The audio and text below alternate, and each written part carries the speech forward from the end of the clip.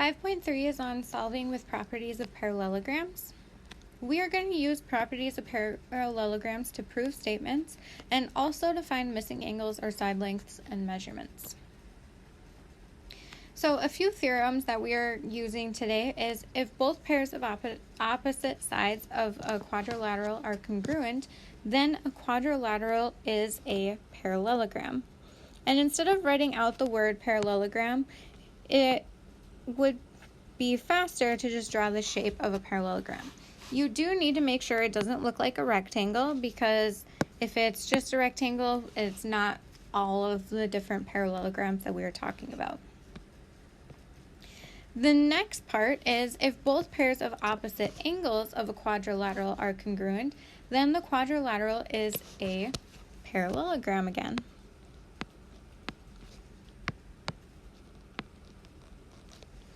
And if one pair of opposite sides of a quadrilateral are congruent and parallel, then the quadrilateral is a parallelogram.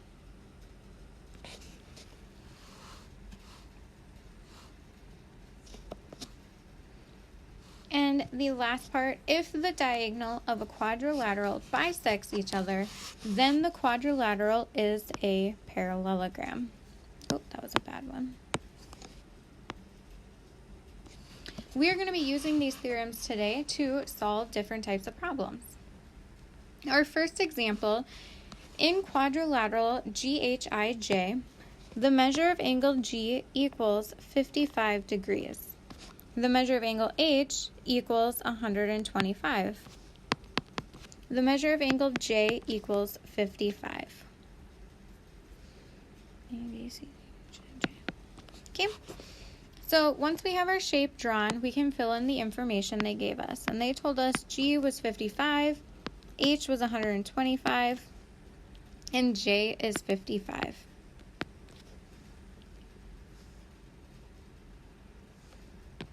So looking at this shape, we are going to be using the information from the beginning and state what theorem we can use to show that this is a parallelogram.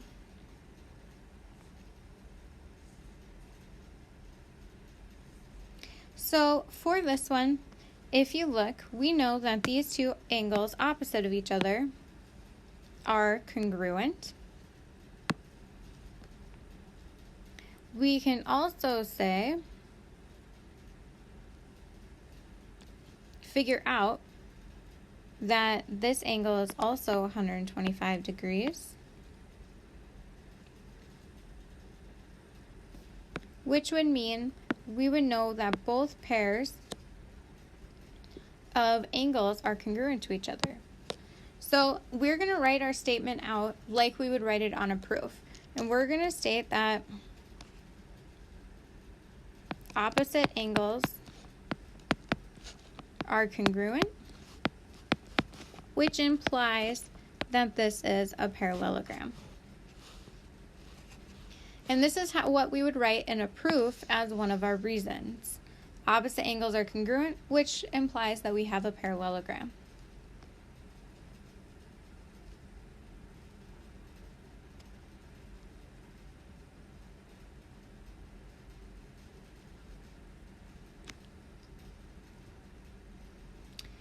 Okay.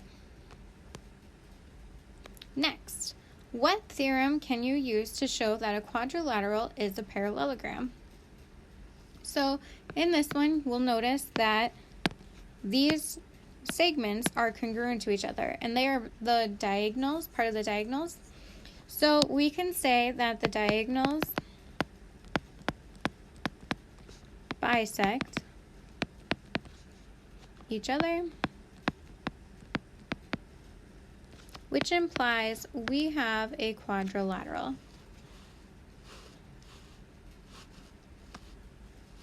The next one, what value of x makes the following quadrilateral a parallelogram?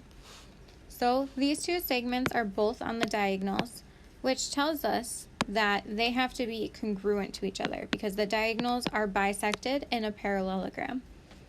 When we set up our equation, we can put 5x equals 2x plus 9.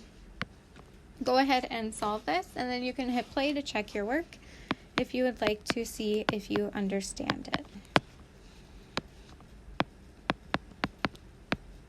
Then we would have 3x equals 9.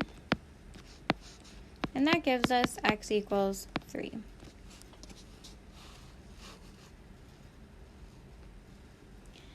Example 4.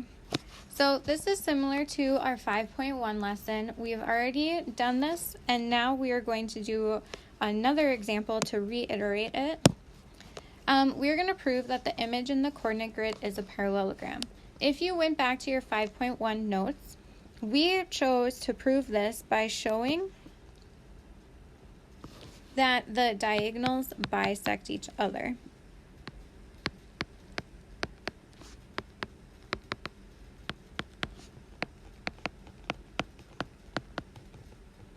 To show that, we're going to show that they have the same midpoint.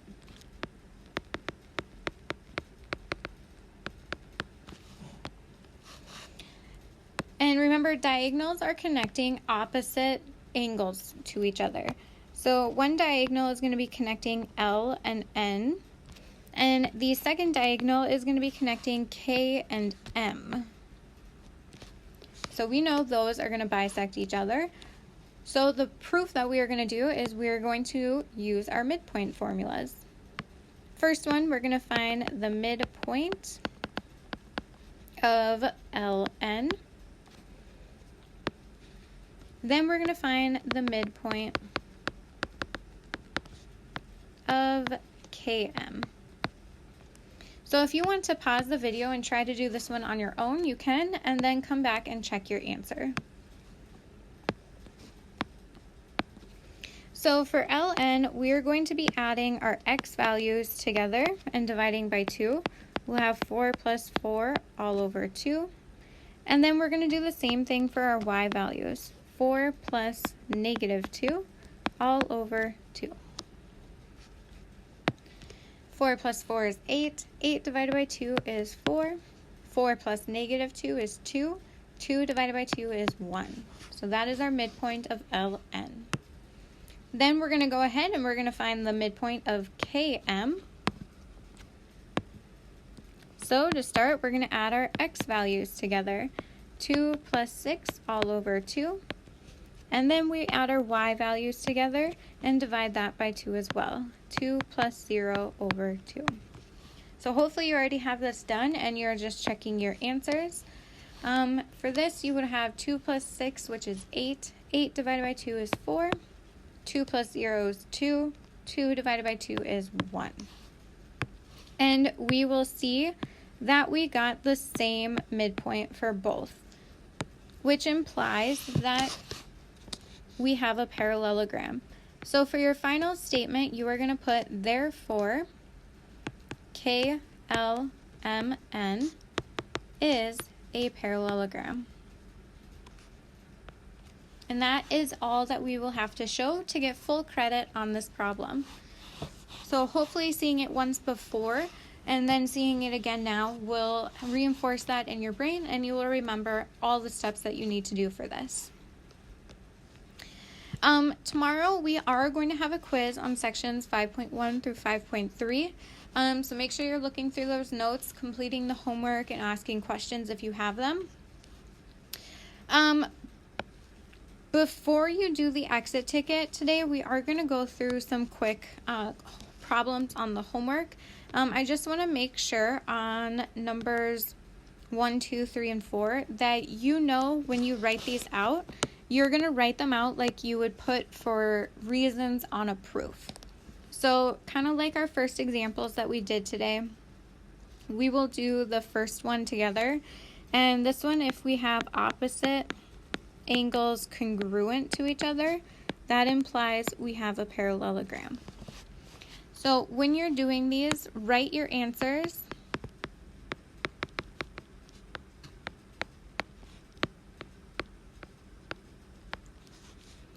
for a proof. Reason. So that's how you should be writing your answers on 1, 2, 3, and 4. So make sure you do go ahead. Oh, not that one. Sorry. Make sure you do go ahead and do the exit ticket to see how much you understand, just so I know what we need to cover again tomorrow if we need to cover any of this. And then that's everything. I hope you have a great day.